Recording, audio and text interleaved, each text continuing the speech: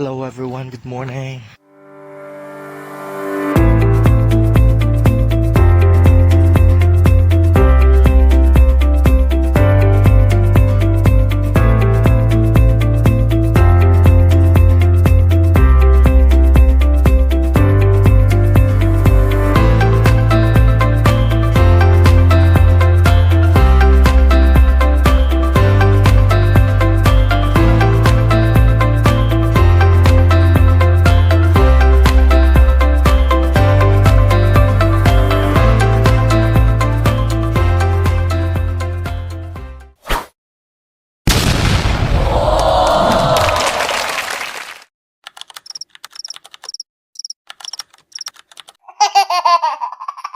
Magsimula na tayo.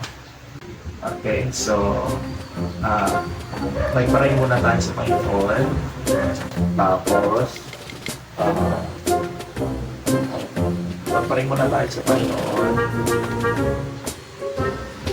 para gabayan na tayo at magpasalamat tayo sa Panginoon. Okay? So, ang magpiparay ay si Kylie. Sasabihin mo lang, Panginoon, salamat sa araw nito.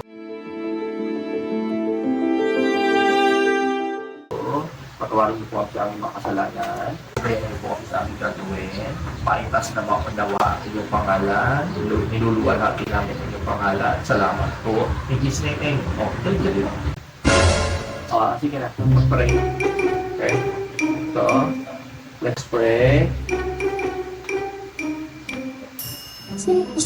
Ikaw. Oh no! Oh. Bilis na. Lord. Pagpilin na mo tayo.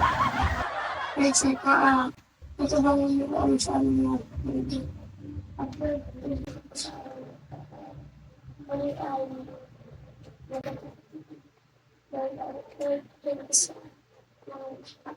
sa mga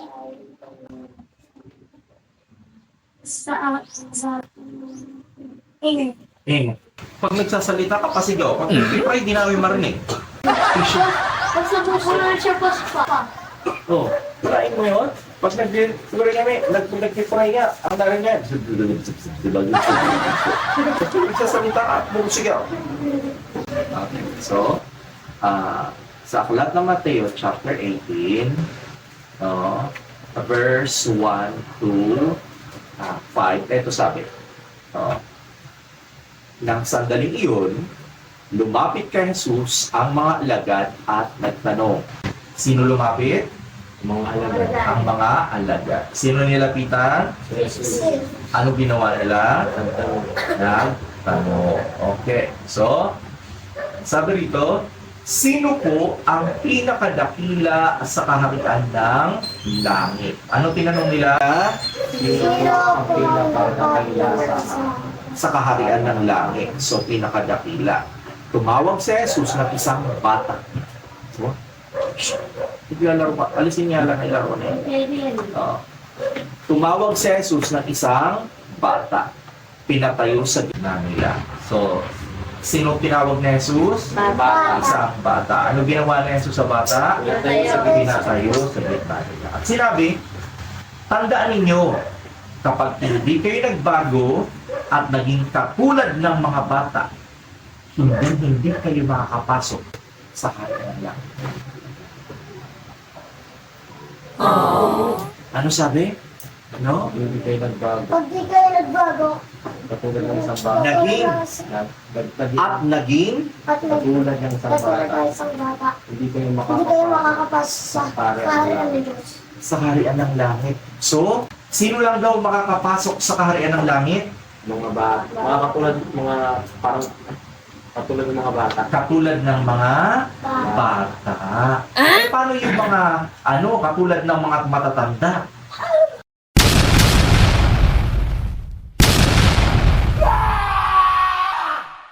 Wala na nun. Hindi sila makakapasok, so bawal tumanda. Forever young. Forever yan. So, bawal tumanda. So, paano yung matatanda?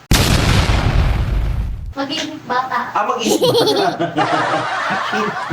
hindi mag-isip, bata. No, dapat maging katulad lang ng mga bata. Bakit sinabi ni Jesus na dapat maging katulad ng mga bata? Yung mga alagad na nagtatanong. Ano nga ba kasi tinatanong ng mga alagad? Sino ang pinakadakila? Kasi nag-iisip sila, ay siya yung pinakamagaling, ay siya yung pangalawa, ay siya yung pangatlo, ay siya yung pinakamataas, siya yung pangalawa, siya yung pangatlo. Nagpapataasan sila. Kaya, nagtanong sila, sabi niya, Panginoon, sino po pa sa langit po ba? Nagtatanong, sino kaya sa amin dito pinakadakila doon? O, anuan sila, pagalingan sila. So, ngayon, bawal magsulat. No, makinig lang. No? Tapos, kaya nagpapaanuan sila, nagpapataasan sila. No, baba ang kamay. Nagpapataasan sila. Kaya tinatanong nila si Jesus kasi iniisip niya, sino kaya sa amin dito ang pinakadakila pagdating sa langit? No? Bakit pag pinakadakila, no, ano ang iniisip nila pag pinakadakila? Siya yung nasusunod, siya yung boss, siya yung nagsasabi, gawin niya to, gawin niya. Ganon. Tapos, nagkukunyari. O nagkukunyari sa Sabi niya, oy, ano to? Maglinis ka nito. ganon, no? So, yung mga tipong ganon. So, kaya, nag-uusap-usap sila, Panginoon, sino kaya, sabi niya, sino po ang pinakadakila sa kaharian ng langit? Kaya, ang ginawa ni Jesus, pinatayo niya ang isang bata at sabi, hanggang di kayo nagiging katulad ng batang ito, hindi kayo makakapasok sa kaharian ng langit. No? So bakit? Ano ba ang bata? Bakit mga katulad lang ng bata ang pwedeng makapasok sa langit? Bakit? Sa tingin ninyo? Si Ate Jasmine. Makakimano ko sa sa'yo, di ba? Mas masaya. Bakit? Ang mga matatanda ba hindi pwede maging masaya? Baka ano, makakatakbo sila, hindi ba yung mga patandaan na Hindi na nakakatakbo kaya bawal sila sa langit. Dahil masasaya na sa langit. Si Jasmine, bakit? Bakit dapat maging katulad ng mga bata? Kasi kapag hindi kayo naging katulad ng mga batang to, hindi kayo makakapasok sa langit. Bakit? Kasi parang sa mga bata. Laksan mo kasi hindi narinig, ikaw lang nakarinig eh. Kaya yung dalawa walang ni Kyrie. Kasi sa mga bata kasi ano sila, yung kumbaga,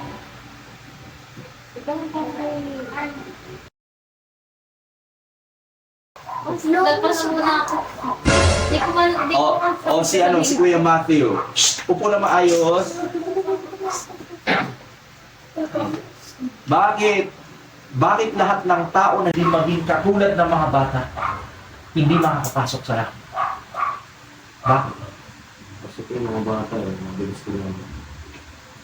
Naniniwala sila, faithful sila. Naniniwala sila agad, tapat sila. Si Ezekiel. Tapos sinabi ko, Ay, sinabi mo. Si Kyrie. Kasi ganito, etong mga matatandang to, etong mga alagad na to, mga matatanda na to no? Mga malalaki na. Etong mga alagad na to, nag-iisip agad kung sino pinakadakila, ibig sabihin meron silang taong, no? Merong taong mababa, merong taong mataas. Ang sabi ng Panginoon, hindi kayo dapat nag-iisip ng ganyan. Kung sino mataas, sino mababa. Oo, dapat, katulad ng mga bata, hindi nag-iisip ang mga bata sino mataas at sino mababa. Pantay-pantay lang, masaya lang, parang katulad ng paglalaro natin kanina. naglalaro kayo. Kasi laro natin kanina, mas parang nalulungkot Naglalaro kayo.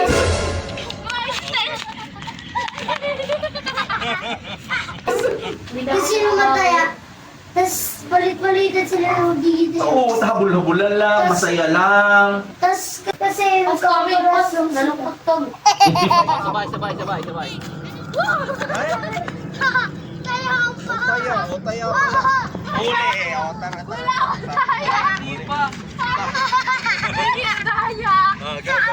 Hindi kami nalalo. Nalungkot, masaya kayo yun. So, Nalungkot ka. ang mga bata hindi nag-iisip kung sino mataas, sino mababa. Wala nag-iisip ng ganun. Masaya lang. Sila, ang inaano lang nila. Kasi Bantay-bantay pwede ka lang. magpas, gano'n.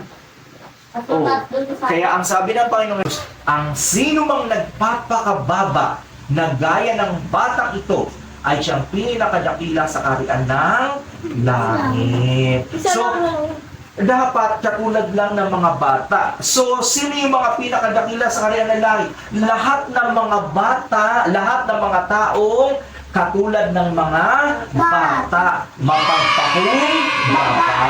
Hindi nag-iisip kung sino mataas, sino mababa. Uy, Mas parang paano ako ka nilagpas eh. Pagtatakbo na dito pa. Hindi wala sa matatanda na wala yung mga tao hindi Ganito na, na lang pa. hindi na katulad ng mga matatanda na mga mahihina, walang ganun, walang may sakit doon, walang mahina, lahat doon malakas. May Paano ano pas? ako nun po sir. Paano pas pag Sabi niya, pag may mas dito pa? matas ako sa inyo. Oh, ayun Sabi na. ko sa'yo. Kaya Ay, wala sabi naman nila, nila pa pa. Ha? uy, mas matas ako. Malalakas ang tao Bumaba doon. ka lang kaya tinuutos-utusan lang po kami. Hindi na lang po namin pinapansin kasi gusto nila sila yung pinakamataas. Kaya bawal yun sa langit. Dapat lahat ng tao sa langit ay lahat nagpapakababa sa bawat isa. Ano mangyayari pag nagpapakababa sa bawat isa? Nagtutulungan. No? So, hindi nag-iisip-isip, ikaw na yan. Ako na nito. Ako ganito. Ikaw ganyan. Bawal yun. Lahat dapat nagpapakababa. Dapat lahat nag-iisip na maglingkod sa bawat isa.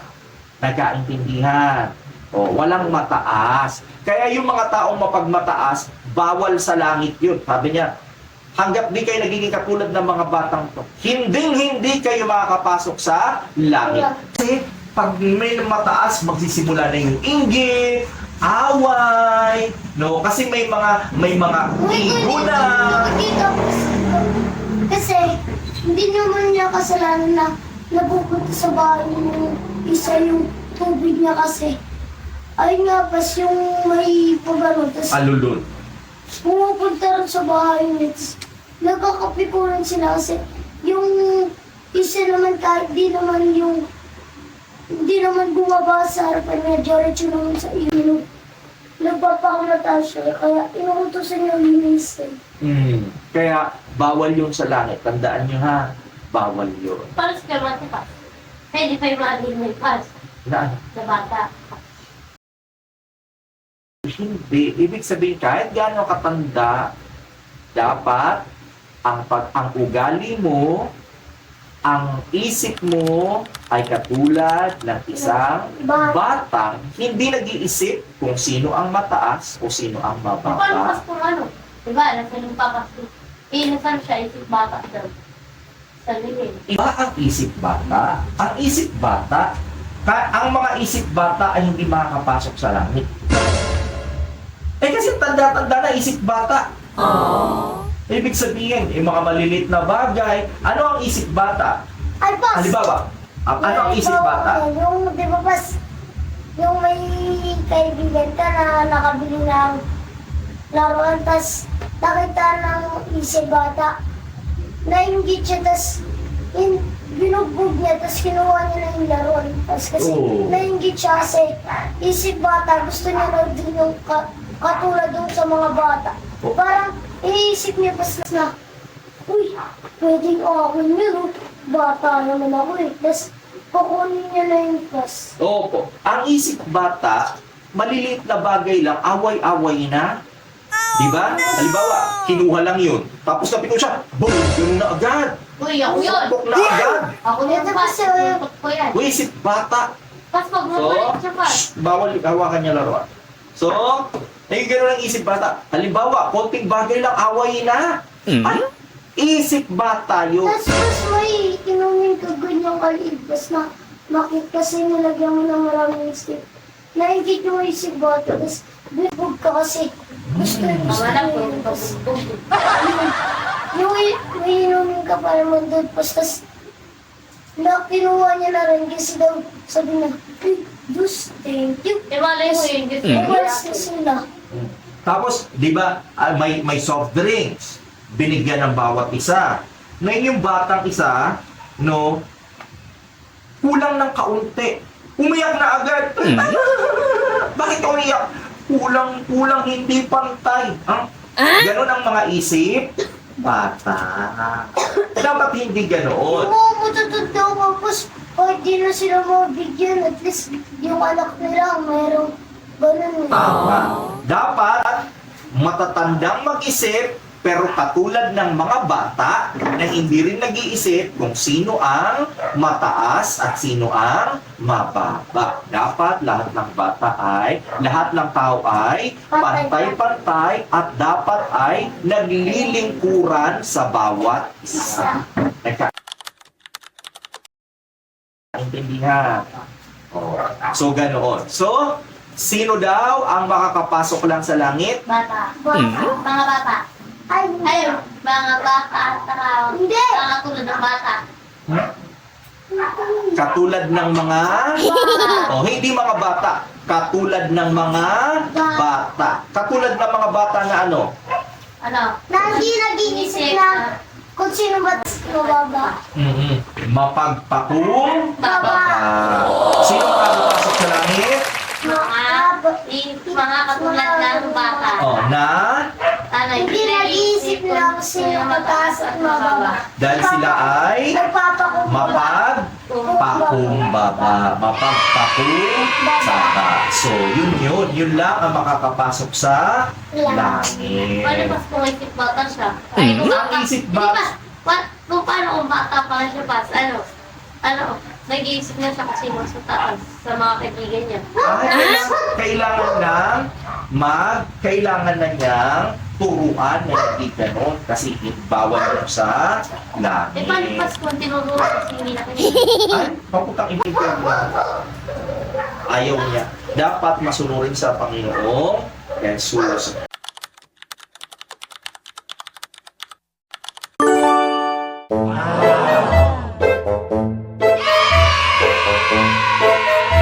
Wow!